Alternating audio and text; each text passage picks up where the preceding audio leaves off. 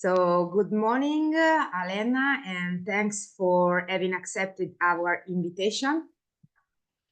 Thank you so much for having me. It's such a pleasure to be here talking with you.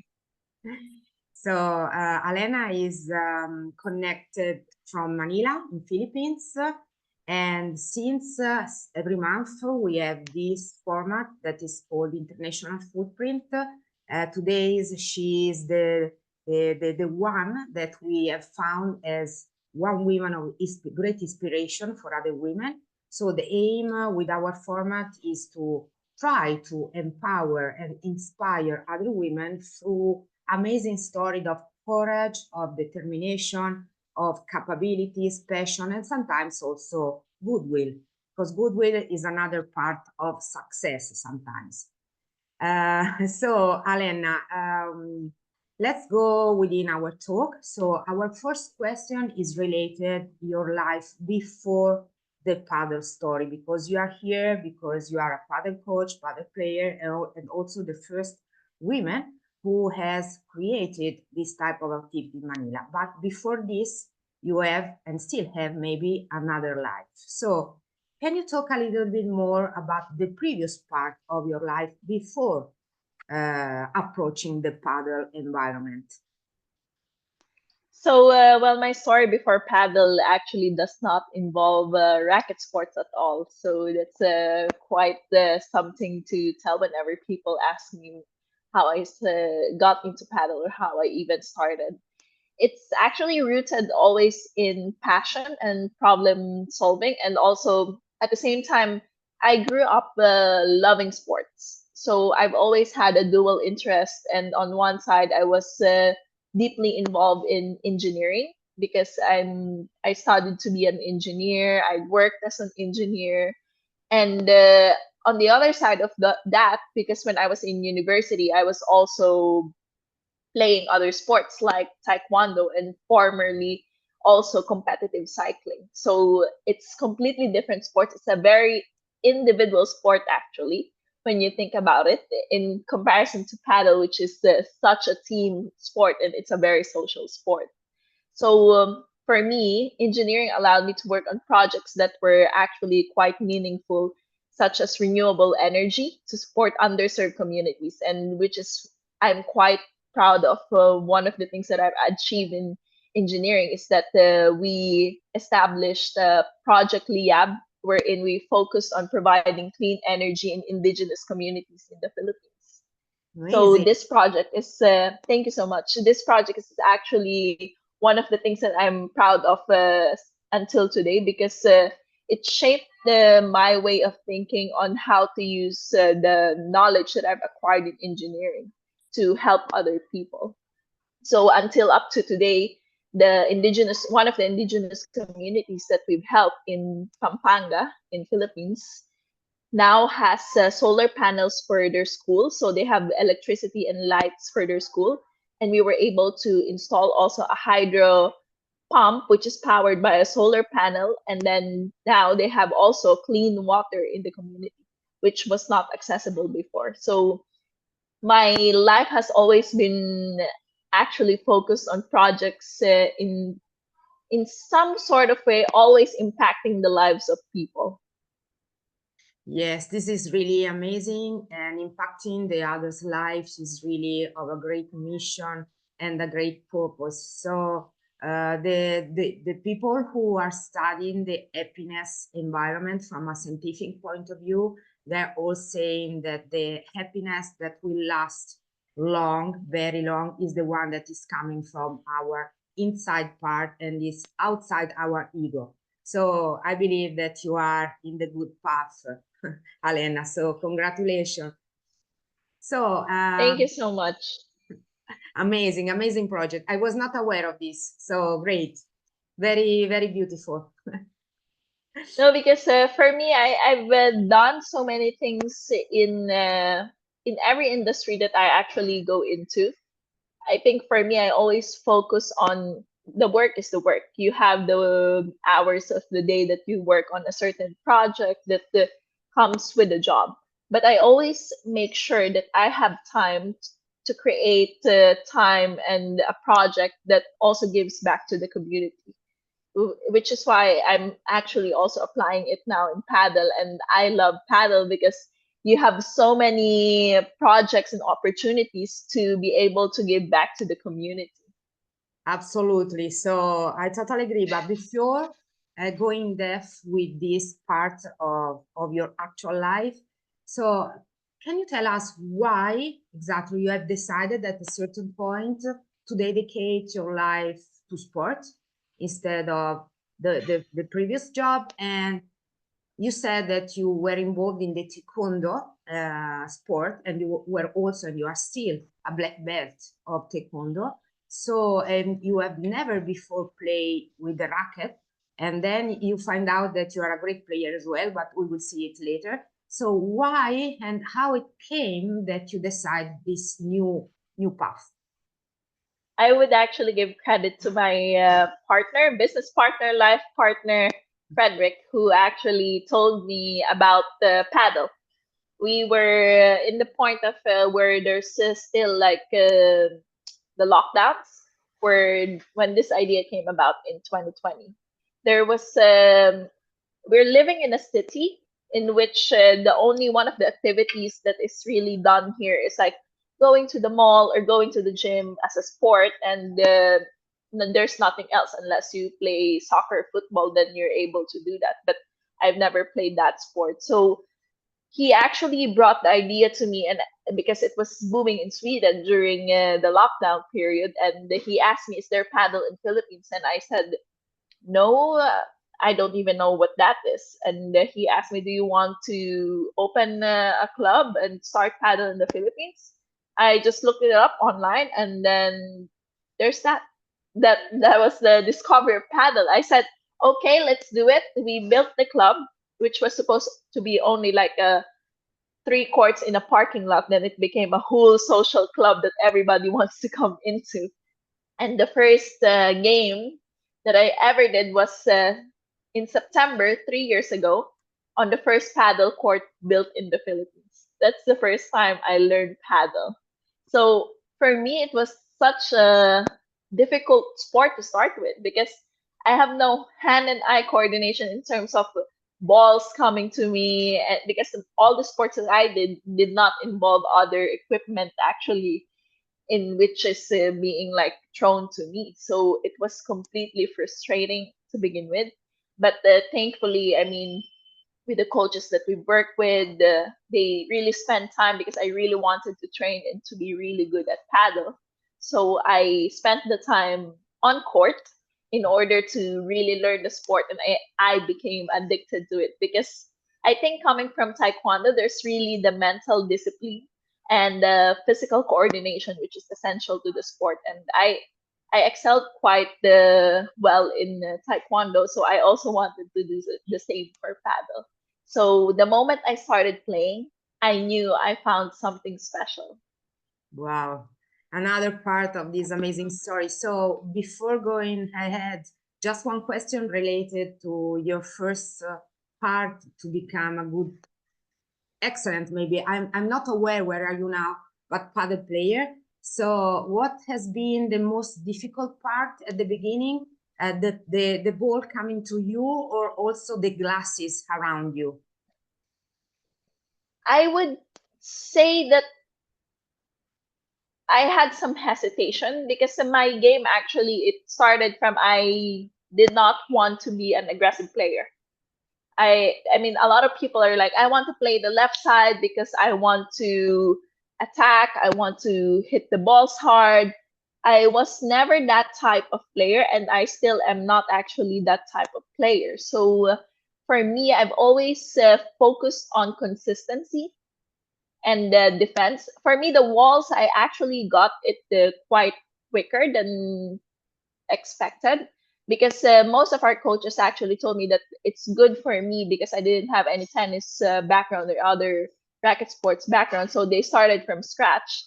I didn't have bad habits or things that needs to be corrected because I already have an idea on my head, right? So for me, the focus was increasing my confidence on the net because that's what I was struggling with in the beginning. That's what I was really like hesitant on doing before, like going to the net. But now I've trained quite a lot, so now my volleys and overheads, I've polished it in a way that I am confident to be able to attack. So you play on the right side, correct? Yes. Yeah. Yes. So me as well. Even though my coaches actually tell me, because I'm tall, 173 centimeters, so they always tell me start training left, because it would be good for you, because then you can attack more and you can do more overheads. But I actually love setting up for my partner. I love the lobs. I love defending with the wall. I love playing and like consistently. So for me, it's not like a problem to be on the right side, because a lot of players actually love playing on the left side. Yeah, totally agree with you. Me too. I'm a paddle player as well, and also paddle coach, and I always played on the right side. And yes, I believe it's a question of consistency. But you were saying that in Taekwondo you have to be very concentrated, so maybe it's also connected of your previous sport. Absolutely. No, because we did pumse, not just all the attacks in Taekwondo, because there's two parts in Taekwondo, the sparring, where you're actually fighting against another player, and pumse, wherein you're just doing forms. I did both. So I have the balance of being very concentrated and focused, and then I also had the the experience of like competing in against another person, right? The perfect mix. Yeah, I think actually it helped quite a lot. Yeah, great. So going through our conversation, so related to the launch of the Paddle Club, the first one again, I want to underline this. So can you tell about a little bit the overall, experience, pros and cons, what difficulties you have encountered, but also the good and positive part of the job?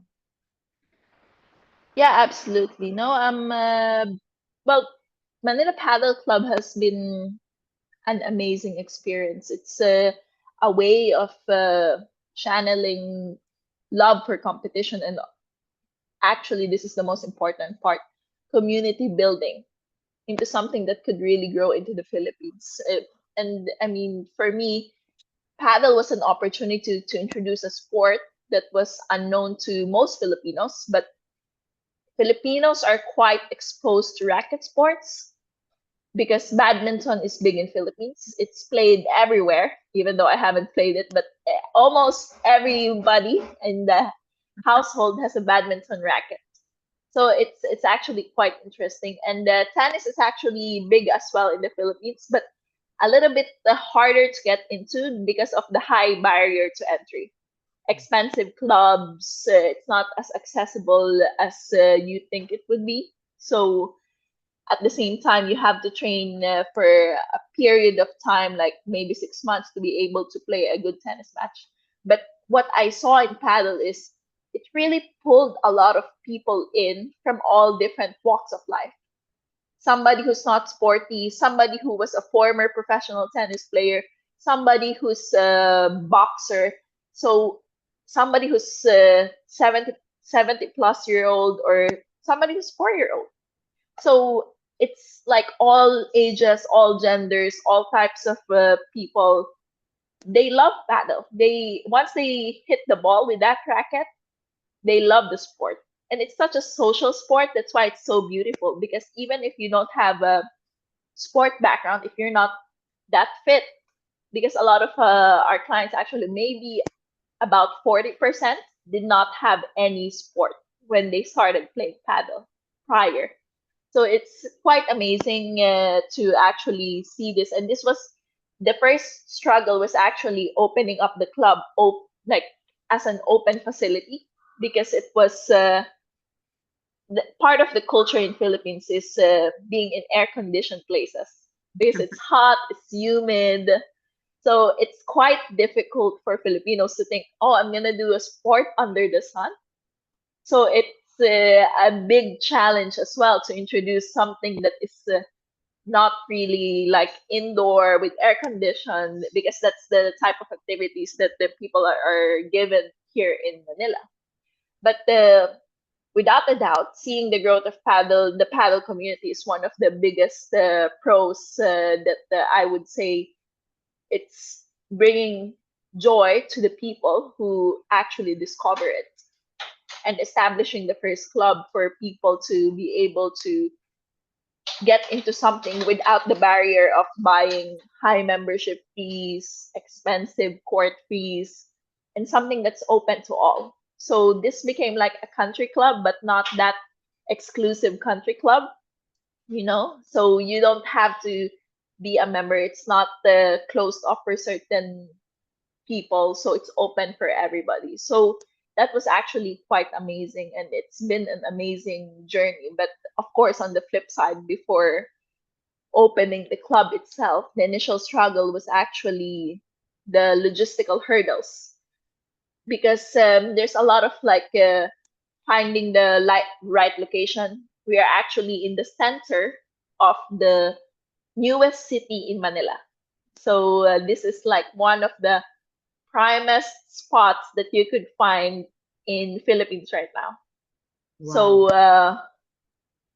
everything that came about here, I think it was also a cumulative of like hard work, pushing for something new, and presenting it to the right people, and the right people also saying yes and agreeing that this would be good for the Philippines and for the area itself. Yeah. Yes, there is a mix of reasons why something become a success, and it's not easy sometimes to find out immediately what are those, but then at the end you see the big picture together and you realize that you have made the right choices. Alenna, one question. Women and paddle in Philippines. Where are you now in terms of numbers or capabilities, or also community base? Something for this subject. I would actually say that women in Philippines actually is, in terms of paddle, is quite successful, a success story. Because right now we have over 12,000 unique clients that have played paddle at Manila Paddle Club, and which is quite amazing. And about 45% of that population is composed of women. And based on statistics, and also you would see in the community that the women are more engaged in the social activities, and they spend more time at the club playing, training, socializing, and it's quite fantastic to see. Locally, it's amazing to see how the community has been building itself and actually still growing quite quickly. And a lot of women have found paddle as a way of like finding new friends, socializing, spending time out of like other responsibilities like work, family. So it's became like something for themselves.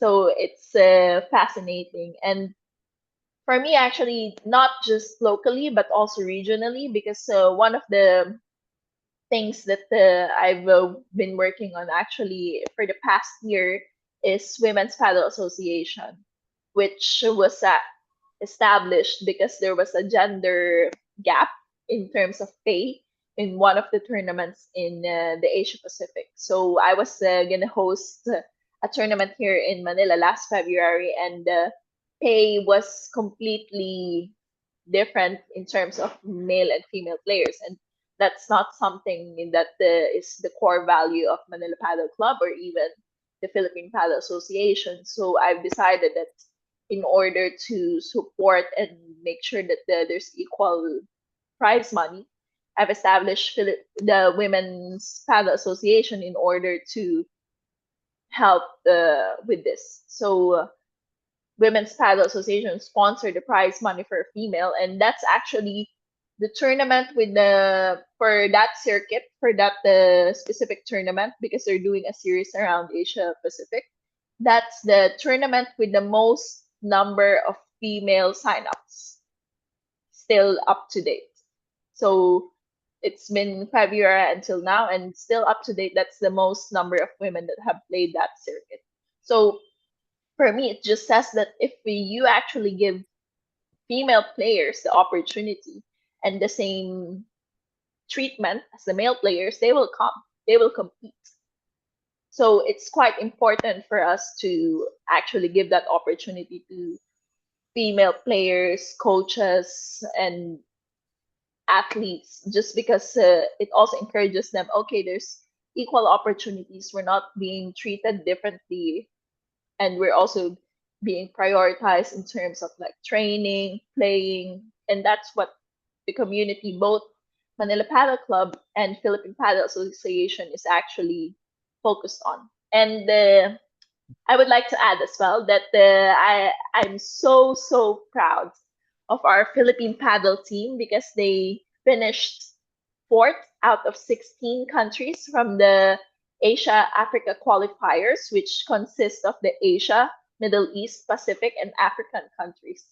So it's the first time that the Philippines has represented in the qualifiers for the World Championships, and our team has performed really well and exceeded all the expectations that I had for them. So I'm really happy with this. And it's because we spent so much time with the ladies as well in terms of training and empowering them. So we're really quite happy with this. So congratulations, Alenna, to you and the team. I know what is behind those type of achievements. So really, yes, really great job that are you doing now also for the paddle, but through the paddle, because again, you are following social impact through this time sport, but yes, with great achievements. Congratulations. Thank you so much. Coming back to you, Alenna, so we have talked about the Manila paddle, now talk about you. So you are also a paddle coach and a paddle player. So we would like to know a bit more of this part of your life, and if you can share with us something like your daily routine. How do you spend your day, dividing your person with all these three activities, so entrepreneur, coach, and also player? So, well, actually, I mean, I'm a certified coach because it was part of the program, but I've only coached only on specific events. Okay.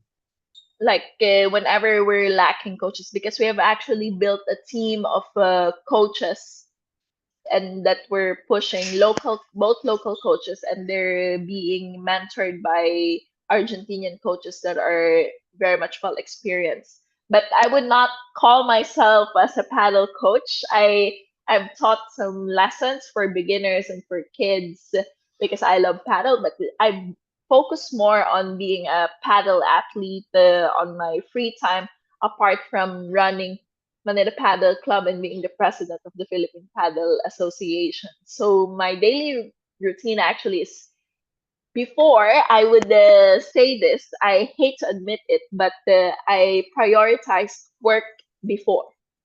So work was first before for me, and then I end up not being able to train in a way that I like.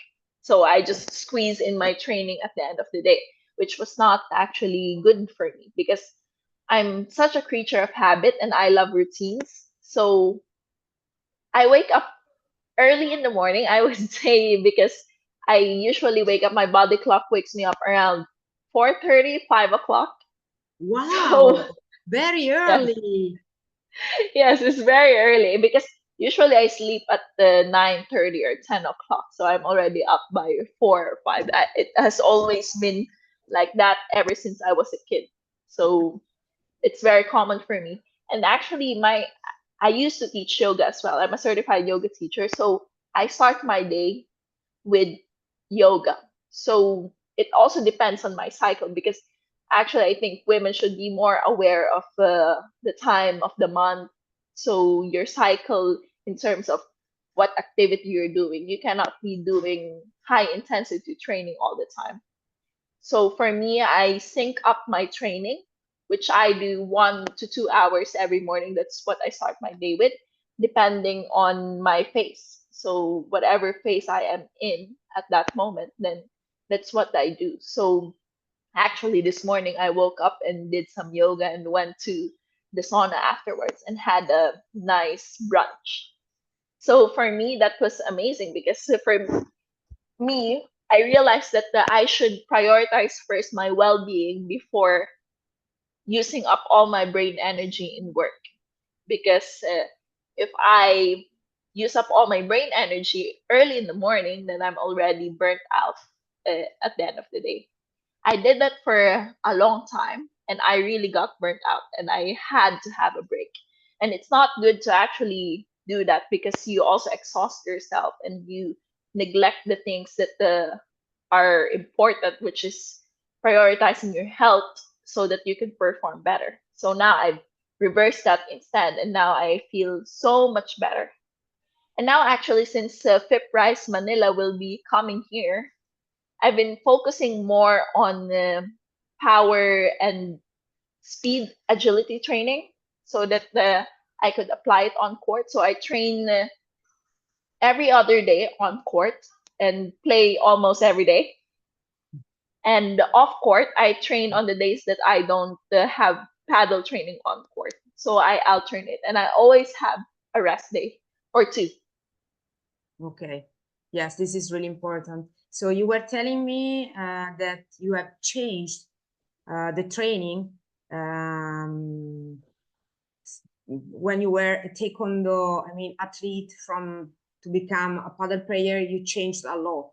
What are the main difference of the two training? It's actually very different because Taekwondo is more focused on a lot of like power and strength.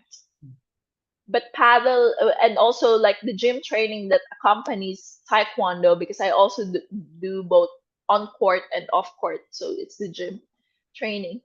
In paddle, you lift the more repetitions, but lighter weights. And you focus more on speed, mobility, and while those are considered in Taekwondo as well, it's very different in terms of like the structure and the volume of training. But I would say that what is very common is the mental preparation. So like being really mentally prepared, I think I took whatever I used for Taekwondo to paddle, especially when tournaments are upcoming. So I was really wondering about the mindset, okay, of all of these. So can you unfold some secrets related to the force and the strength of your mind? How do you train your mind, or have you trained your mind, your mental strength? Well, for me, because I've been doing yoga for a while and I love yoga, yoga actually helps. And I have a very specific type of yoga that I like, which is flow. Flow So yoga? I do, yeah, so I do my flow. I curate a playlist and I know for example, the vinyasa that I will be doing that day. And I just follow the music and mind to muscle connection. And I make sure I breathe at every move. So this is like a form of like meditation, but moving. Because for me, I'm not so good at the type of meditation when you're just sitting down. I love the type of meditation when there's nice music in the background and I'm doing yoga and focusing on my mind to muscle connection with each breath. So this is like the type of mental training that I've been doing. And the thing is, yoga is not easy when you're doing all the asanas, the poses and the holds, and you really have to focus on being positive and really making sure that you are in the state of immersion while you're doing the flow. So I use the exact same thing in the match. So for paddle, I incorporate the idea of flow where I'm completely immersed in the paddle match. So every time the ball comes, you're just in the flow. You're moving your feet, following the ball, keeping your balance, making sure that there's follow through. So this shift in mindset actually allows me to perform the best. And when I'm in the flow, I know that I will be playing my best game. So the way that I can play the best. So it's more about building resilience, clarity, and focus. Yeah, totally agree with you, Alenna. So the flow really is the perfect challenge, the perfect situation where your capabilities and the challenge meets. So yes, thanks for having shared with us your secrets. So arriving to our last part of our conversation. So we have achieved great results in a very, I would say, short time, because Padel Manila has opened few years ago, so in a short time. So what are your next project to come on your agenda? Well, right now, actually, I mean, it's been a whirlwind couple of years, but it's only like the start of everything because now paddle is growing quite quickly in the country. And as of this moment, I have three paddle clubs in Metro Manila being constructed. I'm really grateful for how far we've come with the growth and really excited of what's to come because we're reaching areas that we haven't even touched yet. And Philippines is 100 million people, and if you can reach the masses as well, it's quite exciting. So I'm focused on expanding the paddle ecosystem, both locally and regionally, because right now we're gonna host the first FIP Rise in Manila, which is quite important because there needs to be more international paddle federation tournaments in the region, and that's what I will be actually focusing on short term and long term so that we can increase the participation of paddle in Asia and also increase the level of paddle players in Asia. My vision is more than about growing the sport. It's more focused on building a sustainable infrastructure around it so that the players, the coaches, and the enthusiasts are supported. So it's more of focusing on this. So one of the things locally that we're actually quite excited about to do is we're launching a Play It Forward program, which is we're in collaboration with an amazing organization with. So a lot of the people who will be participating in this program, all the proceeds go to the scholarship of young underserved communities. So young players from underserved communities will be sponsored to train to become paddle players. So this is quite an exciting program that we're launching in the Philippine Paddle Association. So apart from increasing awareness and support of the sport nationwide, we're really focusing on the youth because we have a lot of tournaments, we have a lot of clinics. The players that are like able to access paddle will be able to access paddle, but those people that don't have access to a lot of like basic needs, if we're able to build the grassroots movement to inspire the kids to take up the sport and develop their skills early on, then in the future we might have Filipino paddle stars, which is something that's quite exciting and would be amazing to see. So, Alenna, what to say? In 30 minutes, we have summarized a life and also an amazing view, an amazing vision and mission. So I really want to congratulate with yourself, and you're also a very positive and smiling person. I believe that of the law of attraction. So if you are a positive person, usually, good things comes to you. So I believe that you deserve what you have achieved and what you are going to achieve. So really congratulations from my side. And I would like also maybe in the future to organize something from Italy to come and visit you with paddle players, Italian paddle players from here, and also visiting your amazing country. Because yes, I'm really, I mean, I know your country very well, so I really love you guys. I mean, you are a great, great country. Just usually to reconsider what we have talked about, I would say that some keywords that came out from our conversation. First of all is community, focus, sustainability, also well-being, because you have also stressed the part that before you were not considering that part too much, but now you're focused on it. And I believe, again, this is one of the main parts that we have to take care of, all of us. And also, yes, a great visibility, and I would say take care of young people and those who have less than others. So really, I really want to, yes, say thank you to you, because you are really of a great inspiration, not only for, of course, the sport part, but as a human being, Alenna. So you have really done a great job.